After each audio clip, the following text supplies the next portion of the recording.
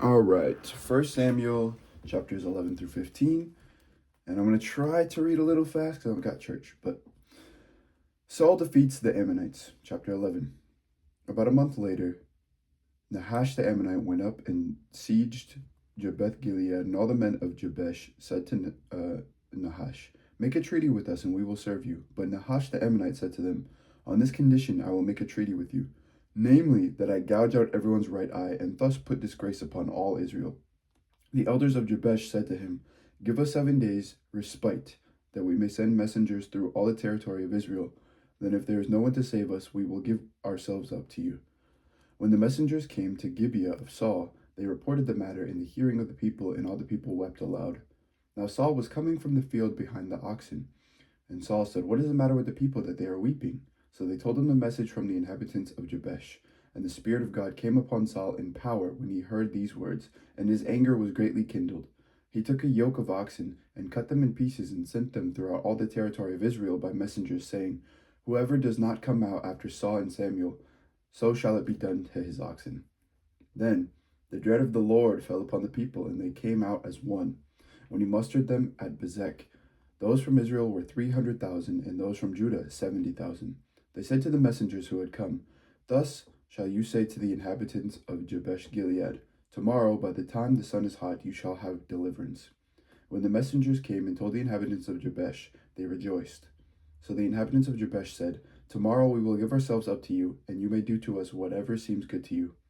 The next day Saul put the people in 3 companies. At the morning watch they came into the camp and cut down the Ammonites until the heat of the day, and those who survived were scattered, so that no two of them were left together. The people said to Samuel, "Who is it that said, 'Shall Saul reign over us?' Give them to us, so that we may put them to death." But Saul said, "No one shall put to death this day. No one shall be put to death this day, for today the Lord has brought deliverance to Israel." Samuel said to the people, "Come, let us go to Gilgal, and there renew the kingship." So all the people went to Gilgal, and there they made Saul king before the Lord in Gilgal. There they sacrificed offerings of well-being before the Lord, and there Saul and all the Israelites rejoiced greatly. Samuel's farewell address. Chapter 12. Samuel said to all Israel, "I have listened to you in all that you have said to me, and have set a king over you. See, it is the king who leads you now. I am old and gray, but my sons are with you. I have led you from my youth until this day. Here I am. Testify against me before the Lord and before his anointed. Whose ox have I taken? Whose donkey have I taken? Or whom have I defrauded? Whom have I oppressed? Or from whose hand have I taken a bribe to blind my eyes with it? Testify against me, and I will restore it to you." They said, "You have not defrauded us or oppressed us or taken anything from the hand of anyone." He said to them, "The Lord is witness against you, and his anointed is witness to this day, that you have not found anything in my hand." And they said, "He is witness." Samuel said to the people, "The Lord is witness, who appointed Moses and Aaron and brought your ancestors up out of the land of Egypt. Now therefore take your stand, so that I may enter into judgment with you before the Lord. And I will declare to you all the saving deeds of the Lord that he performed for you and for your ancestors.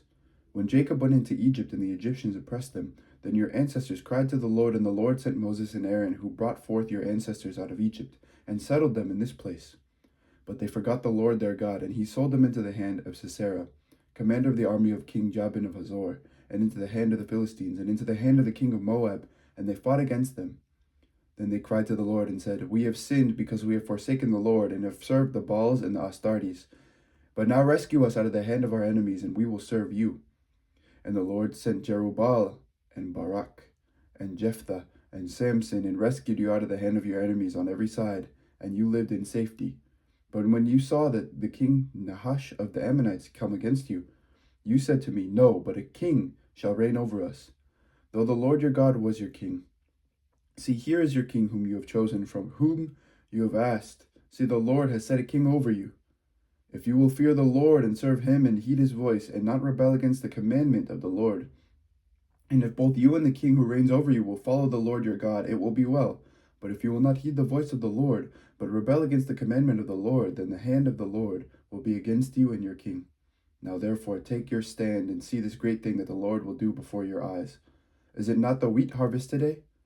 I will call upon the Lord, but he will send thunder and rain, and you shall see and know that the wickedness that you have done in the sight of the Lord is great in demanding a king for yourselves. So Samuel called upon the Lord, and the Lord sent thunder and rain that day, and all the people greatly feared the Lord and Samuel. All the people said to Samuel, "Pray to the Lord your God for your servants, so that we may not die. For we have added to all our sin the evil of demanding a king to ourselves." And Samuel said to the people, "Do not be afraid. You have done all this evil. Yet do not turn aside from following the Lord, but serve the Lord with all your heart, and do not turn aside after useless things that cannot profit or save, for they are useless. For the Lord will not cast away his people for his great name's sake, because it has pleased the Lord to make you a people for himself. Moreover, as for me, far be it from me that I should sin against the Lord by ceasing to pray for you, and I will instruct you in the good and the right way. Only fear the Lord and serve him faithfully with all your heart. For consider what great things he has done for you. But if you still do wickedly, you shall be swept away, both you and your king." Saul's unlawful sacrifice. Chapter 13. Saul was ... years old when he began to reign, and he reigned for ... and 2 years over Israel. Well, I guess we'll never know. Saul chose 3,000 out of Israel. 2,000 were with Saul in Michmash and in the hill country of Bethel, and 1,000 were in Jonathan and Gibeah of Benjamin. The rest of the people he sent home to their tents. Jonathan defeated the garrison of the Philistines that was at Geba, and the Philistines heard of it. And Saul blew the trumpet throughout all the land, saying, "Let the Hebrews hear." When all Israel heard that Saul had defeated the garrison of the Philistines, and also that Israel had become odious to the Philistines, the people were called out to join Saul at Gilgal. The Philistines mustered to fight with Israel, 30,000 chariots and 6,000 horsemen. That's a lot of chariots. And troops like the sand of the seashore in multitude. They came up and encamped at Michmash, to the east of Beth Aven. When the Israelites saw that they were in distress, for the troops were hard pressed, the people hid themselves in caves and in holes and in rocks and in tombs and in cisterns. Some Hebrews crossed the Jordan to the land of Gad and Gilead. Saul was still at Gilgal, and all the people followed him, trembling. He waited for 7 days, the time appointed for Samuel. But Samuel did not come to Gilgal, and the people began to slip away from Saul. So Saul said, "Bring the burnt offering here to me and the offerings of well-being." And he offered the burnt offering. As soon as he finished offering the burnt offering, Samuel arrived. And Saul went out to meet him and salute him. Samuel said, "What have you done?" Saul replied, "When I saw that the people were slipping away from me, and that you did not come within the days appointed, and the Philistines were mustering at Michmash, I said, now the Philistines will come down upon me at Gilgal, and I have not entreated the favor of the Lord, so I forced myself and offered the burnt offering." Samuel said to Saul, "You have done foolishly. You have not kept the commandment of the Lord your God, which he commanded you. The Lord would have established your kingdom over Israel forever, but now your kingdom will not continue. The Lord has sought out a man after his own heart, and the Lord has appointed him to be ruler over his people, because you have not kept what the Lord commanded you." And Samuel left and went on his way from Gilgal. The rest of the people followed Saul to join the army. They went up from Gilgal towards Gibeah of Benjamin. Saul counted the people who were present with him, about 600 men. Saul, his son Jonathan, and the people who were present with him stayed at Gibeah of Benjamin, but the Philistines encamped at Michmash. And the raiders came out of the camp of the Philistines in 3 companies. One company turned toward Ophrah, to the land of Shaul.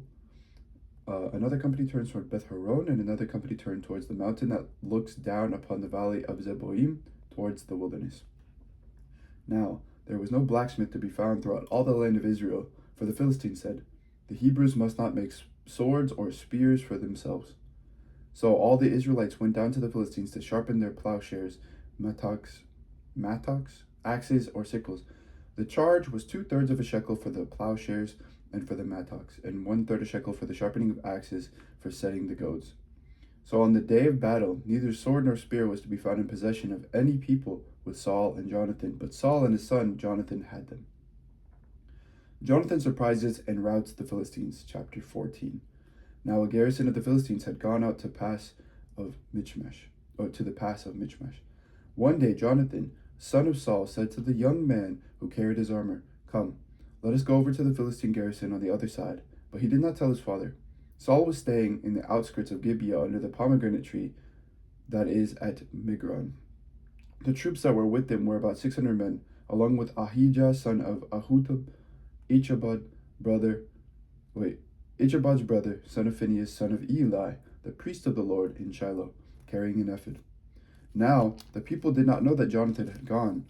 In the pass by which Jonathan tried to go over to the Philistine garrison, there was a rocky crag on one side and a rocky crag on the other.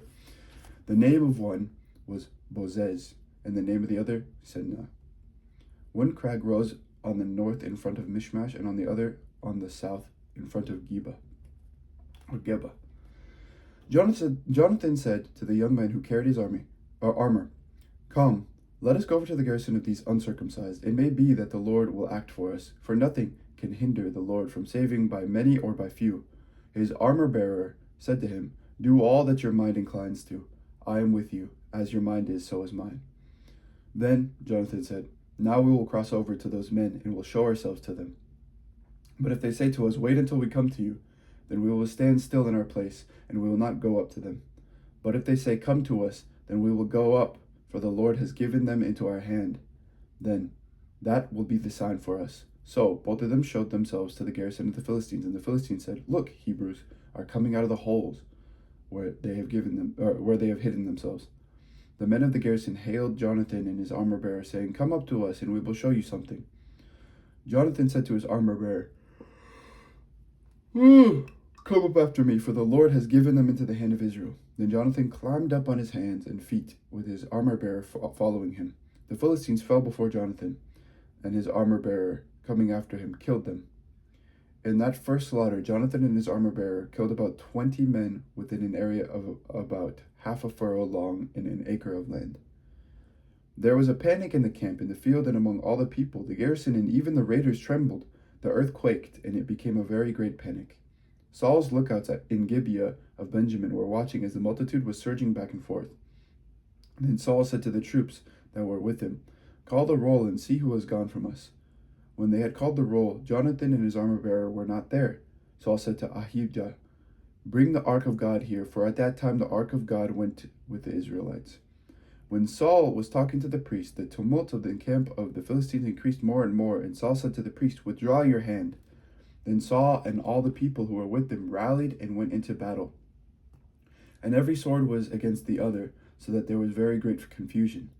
Now the Hebrews who previously had been with the Philistines and had gone up with them into the camp turned and joined the Israelites who were with Saul and Jonathan.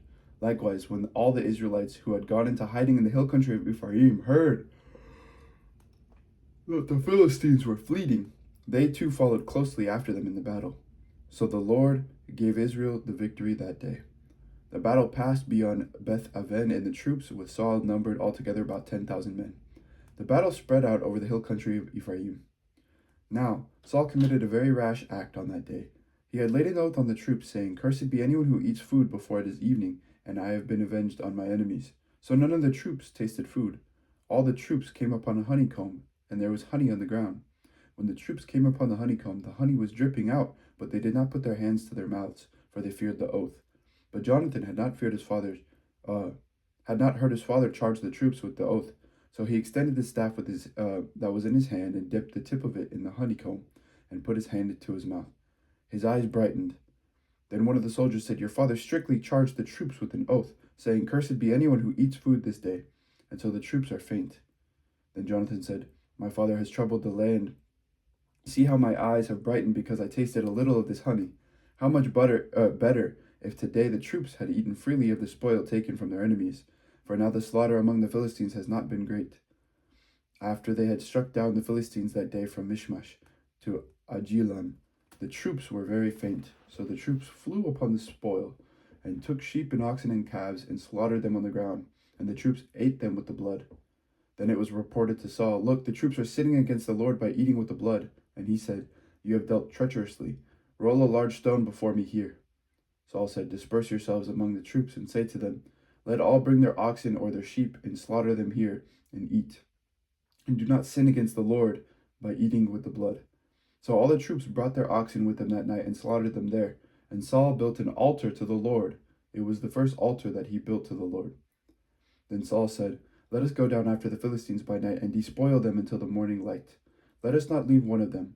They said, "Do whatever seems good to you." But the priest said, "Let us draw near to God here." So Saul inquired of God, Shall I go down after the Philistines? Will you give them into the hand of Israel? But he did not answer him that day. Saul said, Come here, all you leaders of the people, and let us find out how this sin has arisen today. For as the Lord lives who saves Israel, even if it is my son Jonathan, he shall surely die. But there was no one among all the people who answered him. He said to all Israel, You shall be on one side, and I and my son Jonathan will be on the other side. The people said to Saul, Do what seems good to you. Then Saul said, O Lord God of Israel, why have you not answered your servant today? If this guilt is in me or in my son Jonathan, O Lord God of Israel, give Urim. But if this guilt is in your people Israel, give Thummim. And Jonathan and Saul were indicated by the lot, but the people were cleared. Then Saul said, Cast the lot between me and my son Jonathan, and Jonathan was taken. Then Saul said to Jonathan, Tell me what you have done. Jonathan told him, I tasted a little honey with the tip of the staff that was in my hand. Here I am, I will die. Saul said, God do to me, and more also. You shall surely die, Jonathan. Then the people said to Saul, Shall Jonathan die, who has accomplished this great victory in Israel? Perish the thought. As the Lord lives, not one hair of his head shall fall to the ground, for he has worked with God today. So the people ransomed Jonathan, and he did not die. Then Saul withdrew from pursuing the Philistines, and the Philistines went to their own place. When Saul had taken the kingship over Israel, he fought against all his enemies on every side, against Moab, against the Ammonites, against Edom, against the kings of Zobah, and against the Philistines. Whenever he turned, he routed them. He did valiantly, and struck down the Amalekites, and rescued Israel out of the hands of those who plundered them. Now the sons of Saul were Jonathan, Ishvi, and Malchishua. And the names of his two daughters were these. The name of the firstborn was Merab, and the name of the younger, Michal. The name of Saul's wife was Ahinoam, daughter of Ahimaaz. And the name of the commander of his army was Abner, son of Ner. Saul's uncle Kish was the father of Saul, and Ner, the father of Abner, was the son of Abiel. There was hard fighting against the Philistines all the days of Saul, and when Saul saw any strong or valiant warrior, he took him into his service. Saul defeats the Amalekites but spares their king. Chapter 15. Samuel said to Saul, The Lord sent me to anoint you king over his people Israel. Now therefore listen to the words of the Lord. Thus says the Lord of hosts, I will punish the Amalekites for what they did in opposing the Israelites when they came up out of Egypt. Now go and attack Amalek, and utterly destroy all that they have. Do not spare them, but kill both man and woman, child and infant, ox and sheep, camel and donkey. So Saul summoned the people and numbered them in Telaim, 200,000 foot soldiers, and 10,000 soldiers of Judah. Saul came to the city of the Amalekites and lay in wait in the valley. Saul said to the Canaanites, Go, leave, withdraw from among the Amalekites, or I will destroy you with them. For you showed kindness to all the people of Israel when they came out of Egypt. So the Kenites withdrew from the Amalekites. Saul defeated the Amalekites from Havilah as far as Shur, which is east of Egypt. He took King Agag of the Amalekites alive, but utterly destroyed all the people with the edge of the sword.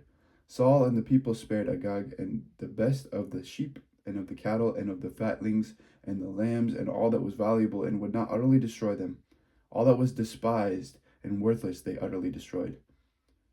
The word of the Lord came to Samuel. I regret that I made Saul king, for he has turned back from following me and has not carried out my commands. Samuel was angry, and he cried out to the Lord all night. Samuel rose early in the morning to meet Saul, and Samuel was told, Saul went to Carmel, which is where he set up a monument for himself, and on returning he passed on down to Gilgal. When Samuel came to Saul, Saul said to him, May you be blessed by the Lord. I have carried out the command of the Lord. But Samuel said, What then is the bleating of sheep in my ears, and the lowing of cattle that I hear? Saul said, They have brought them here from the Amalekites, for the people spared the best of the sheep and the cattle to sacrifice to the Lord your God, but the rest we have utterly destroyed. Then Samuel said to Saul, Stop, I will tell you what the Lord said to me last night. He said, Speak. Samuel said, Though you are little in your own eyes, are you not the head of the tribes of Israel? The Lord anointed you king over Israel, and the Lord sent you on a mission and said, Go, utterly destroy the sinners, the Amalekites, and fight against them until they are consumed. Why then did you not obey the voice of the Lord? Why did you swoop down on the spoil and do what was evil in the sight of the Lord? Saul said to Samuel, I have obeyed the voice of the Lord. I have gone on the mission on which the Lord sent me. I have brought Agag the king of Amalek, and I have utterly destroyed the Amalekites. But from the spoil the people took sheep and cattle, the best of the things devoted to destruction, to sacrifice to the Lord your God in Gilgal. And Samuel said, Has the Lord as great delight in burnt offerings and sacrifices, as in obedience to the voice of the Lord? Surely to obey is better than sacrifice, and to heed than the fat of rams. For rebellion is no less a sin than divination, and stubbornness is like iniquity and idolatry. Because you have rejected the word of the Lord, he has also rejected you from being king. Saul said to Samuel, I have sinned, for I have transgressed the command of the Lord and your words, because I feared the people and obeyed their voice. Now therefore, I pray, pardon my sin, and return with me, so that I may worship the Lord. Samuel said to Saul, I will not return with you, for you have rejected the word of the Lord, and the Lord has rejected you from being king over Israel. As Samuel turned to go away, Saul caught hold of the hem of his robe, and it tore. And Samuel said to him, The Lord has torn the kingdom of Israel from you this very day, and has given it to a neighbor of yours, who is better than you. Moreover, the glory of Israel will not recant or change his mind, for he is not immortal.